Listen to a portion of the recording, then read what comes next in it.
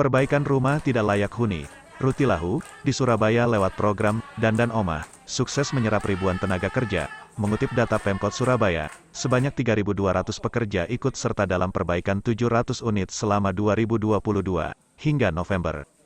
Total, ada lebih dari 3.200 pekerja terlibat menggarap rumah yang diperbaiki tahun ini, kata Wali Kota Surabaya Eri Cahyadi di Surabaya, Selasa, tanggal 22 November tahun 2022. Bagi Cak Eri, program ini sebagai salah satu strategi pemberdayaan ekonomi warga melalui padat karya. Tak hanya berdaya secara ekonomi, warga juga terlibat secara langsung untuk mendukung kesejahteraan para tetangga. Sehingga, program Dandan Omah selain berdampak kepada pemilik rumah, juga kepada ekonomi pekerjanya, termasuk para penjual bahan bangunan yang dekat dengan lokasi perbaikan rumah. Selain soal fungsi sosial untuk memperbaiki kualitas hidup warga dengan kehadiran rumah yang layak huni, program Dandan Omah juga bertujuan untuk pemberdayaan warga, kata Cak Eri.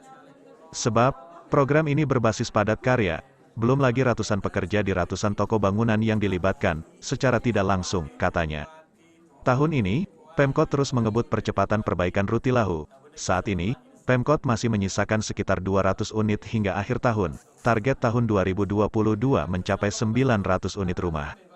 Bagi rumah yang tuntas diperbaiki, proses penyerahan terus dilakukan secara bertahap. Di antaranya, Wali Kota datang secara langsung ke Kecamatan Tandes untuk memberikan secara simbolis kepada perwakilan warga dengan berkeliling ke 6 lokasi, Senin, tanggal 21 November tahun 2022.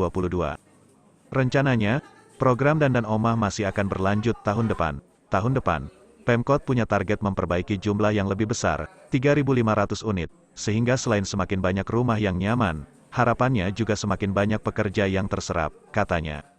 Kepala Dinas Perumahan Rakyat dan Kawasan Permukiman serta Pertanahan, DPR KPP, Surabaya, Irfan Wahyu Drajat menambahkan, para pekerja tergabung dalam kelompok teknis perbaikan rumah, KTPR, mereka merekrut warga ber-KTP Surabaya.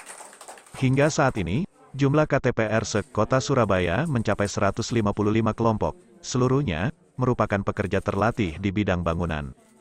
Sebelum para pekerja diturunkan, mereka telah mendapat pelatihan dari Pemkot Surabaya.